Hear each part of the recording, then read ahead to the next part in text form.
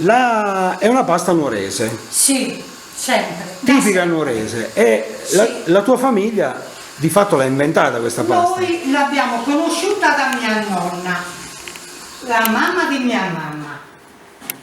E quindi l'ha portata... E in compenso lo sappiamo fare tutti in casa. Quindi è quasi Le donne, si capisce. proprietà di una famiglia, no? È il Sì, sapere che io non l'ho visto mai da nessun'altra parte, mai, mai, mai, mai.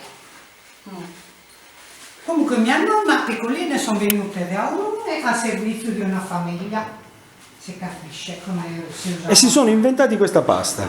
E lei era piccolina e la mettevano solo per preparare la pasta, non capiva per che cosa serviva.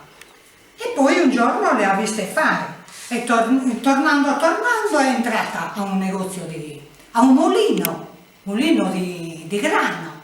Si è preso un po' di semola e così ha incominciato a fare qualcosa.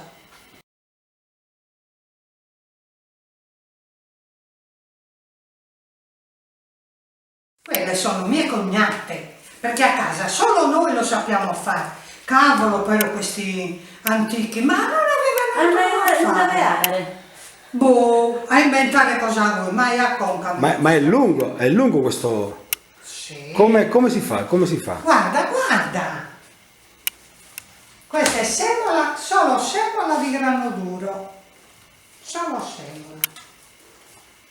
Poi ci vuole acqua con il sale, così, e acqua insipida.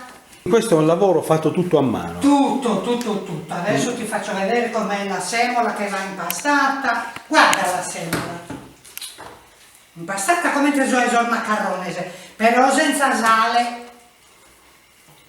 Solo semola e acqua.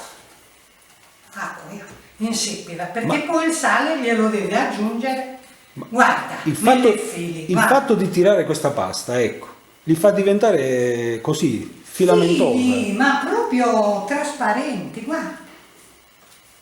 Adesso si stanno anche spezzando per il caldo.